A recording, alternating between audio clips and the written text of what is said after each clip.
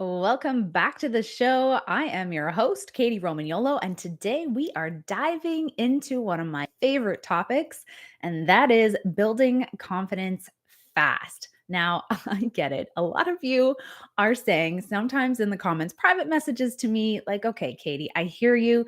You are telling us to step out of our comfort zone and to take some action during certain moon phases where you are really supported in expanding your energy, expanding your ideas, getting out there in the world and taking up space.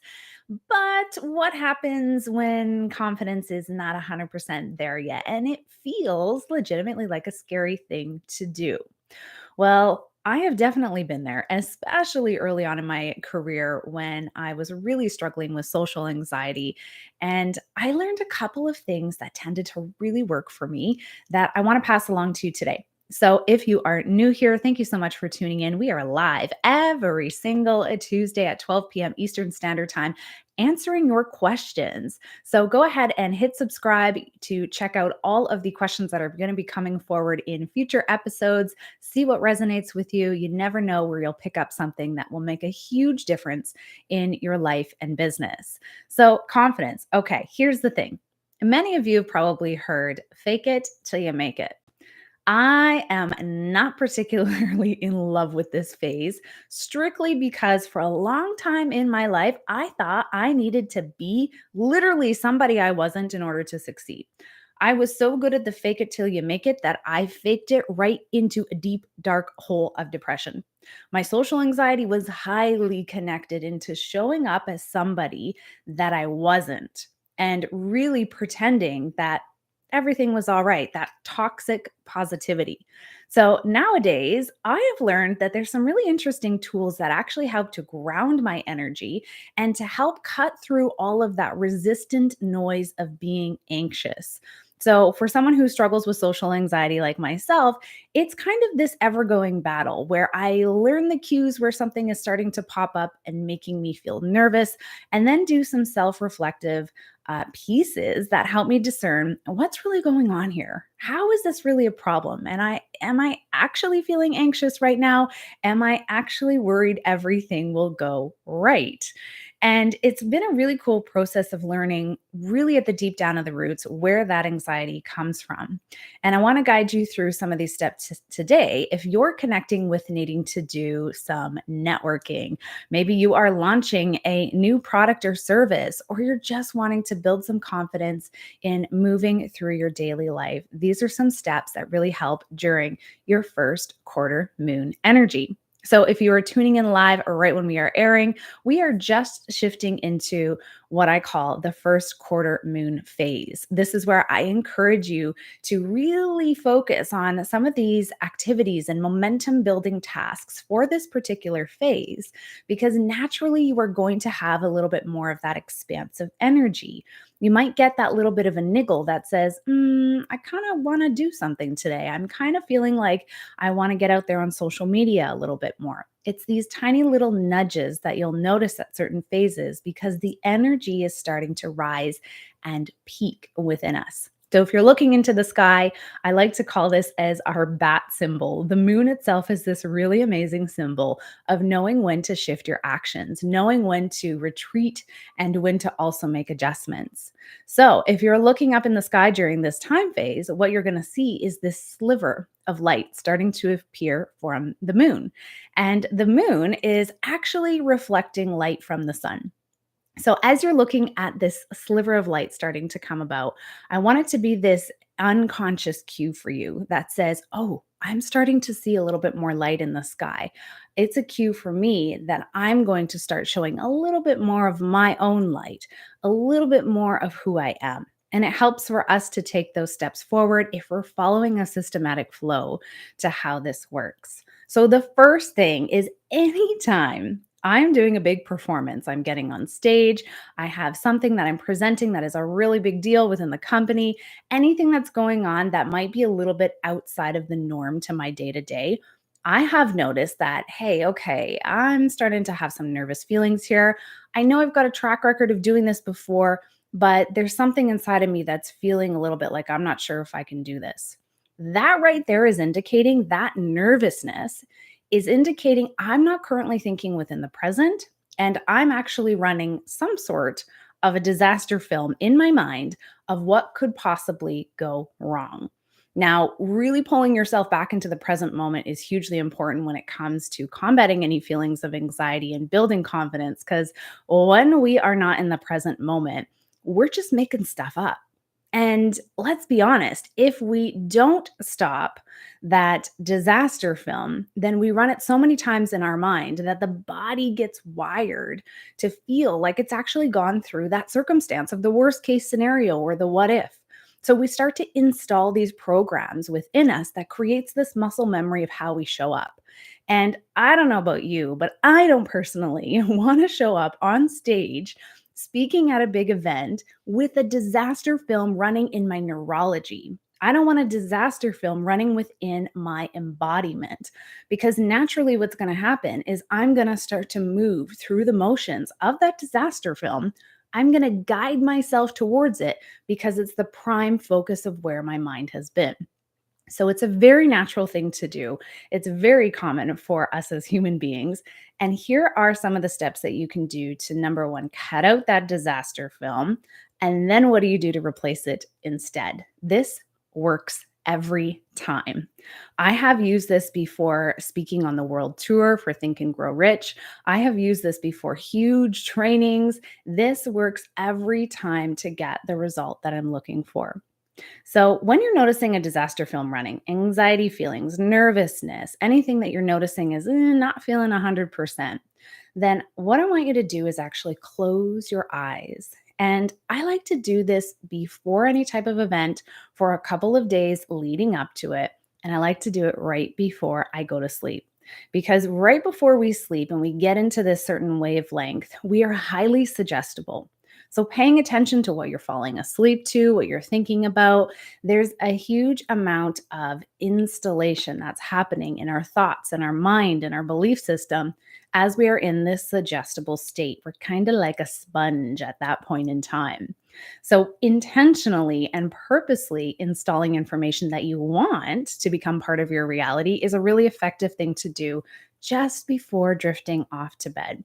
So this doesn't take very much time at all. I call this the 1 minute movie, and it's an NLP technique, neuro linguistic programming technique that you can use to start to rewire what's going to show up for you in your future. So, as you're thinking about the thing that maybe is making you nervous, or for myself, maybe it's a big event that I'm speaking at on stage, and I know how I want it to go, but I want my body to start to create some muscle memory around actually feeling like I've lived the experience before. Because when we start to feel like we've lived something before, naturally we can do it easier time and time again. If you've ever done something for the very first time and it feels a little disjointed, it's not perfectly in flow. We could, think of this of learning to ride a bike. The very first time that you hopped on, it probably wasn't magic. It was probably a little scary. It was probably a little wobbly. Maybe there was a tossle over. Totally normal. But you have that memory of that because you've only done it the one time. Whereas as you start to practice and you're riding your bike and now you're just, maybe BMXing and you're a pro at this point, you've got a whole other sense of muscle memory that is lived within your experience for riding a bike. Now, you can start to do this without actually having that physical lived experience. There is some really cool studies that have been done to show how the mind itself, when you are visualizing different events happening or that you're thinking about might happen or not happen in the future, it doesn't know the difference between if you have actually experienced that thing that you're thinking about and visualizing in your mind, or if you've just completely made it up. So it's really important to be paying attention to what you're daydreaming about because the mind is starting to get this active response related to what it thinks it has experienced. So feed your mind good things. So as you're lying there before you're going to go to sleep, you're winding down, you're putting your electronics away, and you are thinking about the thing that maybe, okay, is causing you a little bit of worry. I want you to flip the switch to the opposite. I love the opposites. Maybe you've heard me talk about this before. Whatever's going on that you don't want to feel or experience, what is the opposite of that that you would love to experience? This is all about the absolute best case scenario. And I like to make this really fun and silly, where if there's something that I want to experience going well, I play it up to the max. So often before I'm going to go on stage, instead of thinking about, oh my goodness, what if I pee my pants? Because legit, in the beginning, when I started speaking in front of large groups, I had the fear that for some reason, even though in my adult life I have never peed my pants, that was all of a sudden going to occur on stage. It was a disaster film that I was running that I had to get a hold of because I did not want to install within my neurology and my muscle memory within my bladder to say, that's what we do on stage. Not a good thing. Not really something event organizers are going to want to rebook you for if that goes on stage. So, actively rewiring this response for me was about making it fun, super seeding what was actually going on in a really funny way. And what I would do is close my eyes and for 90 seconds or 1 minute, even, just thinking about how would I really like to experience this? And imagine as if you're seeing this through your own eyes. You're living this like a movie. So I would envision that I'm actually on stage at a big event and I'm looking out to the audience and there are thousands of people that are out there, and I've just given the most amazing talk that went exactly how I would have wanted it to. And I'm feeling really energized and clear and confident. And in that moment, instead of it just being like, woohoo, yeah, great, that was awesome job, the crowd all of a sudden roars and stands up and they start throwing roses at me.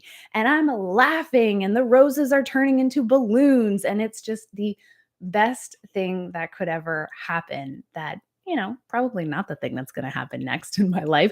And it doesn't matter because it's the feeling that is attached to that visualization that is really going to propel that forward into what your lived experience will be.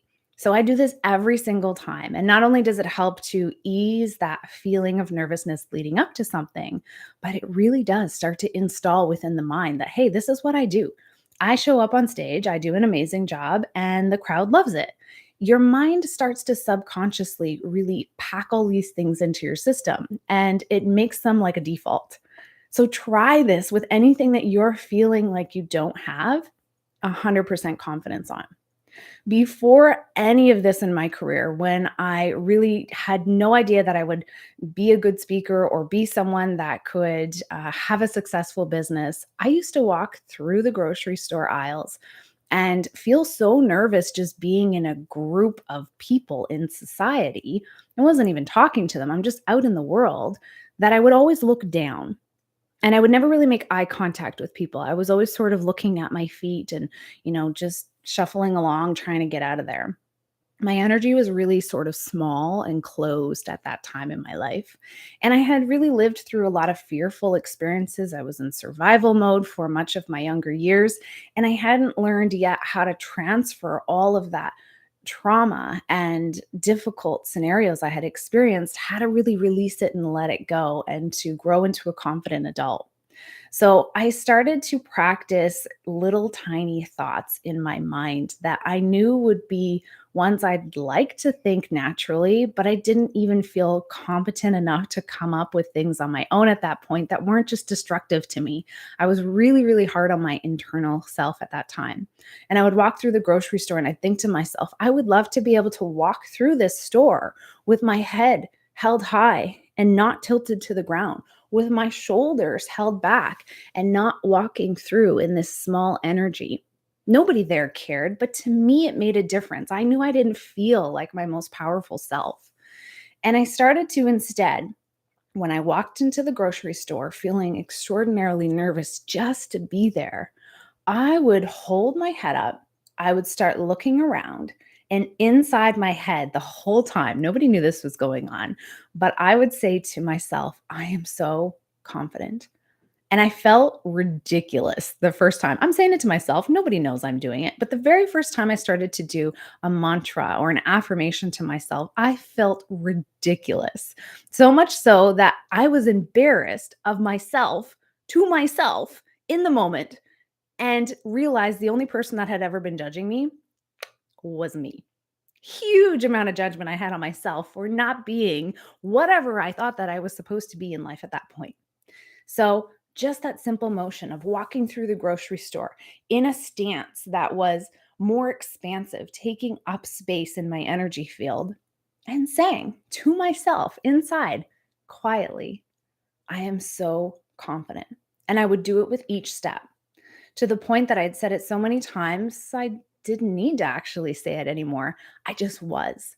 So, the embodiment of what you're thinking of, the way that you're carrying yourself can start to really shift things with your confidence very, very quickly. Body language is a huge factor when it comes to trying to have that quick, fast approach to really feeling like you're not nervous. So try the putting the shoulders back, try lifting your head up, try an affirmation and noticing where you can actually flip that script and run the movie that you want to experience and do this over and over again. Use this on anything in your life that you're having any worry or doubts or feelings of lack around. This will work for a lot of different things and continue to have it be in place. Sometimes I'll do this just as a nightly routine even when something is not going on. I'm not feeling super funky about something. I just want to have a really good night's sleep, and I'll envision myself having a really good night's sleep. And I usually don't even get to the end of that visualization that is only 1 minute long in my mind. I'm already sleeping. I'm already experiencing the good night's sleep because I've done this so many times. So it's a great sleep hack as well. So, if you're joining us here today, thank you so much for being here. Thank you for all the new subscribers that are coming in. I am absolutely loving interacting with you on the other social platforms I have as well. Many of you are coming into Moonlogic Magic School, where we are teaching the power and the science of working with moon phases and why certain phases really support the tasks that you're doing in your life, in your business, and how to navigate the highs and lows of entrepreneurship. So stay tuned. Remember here to subscribe, and I will be here again live every Tuesday at 12 o'clock Eastern Time. And I'll see you there.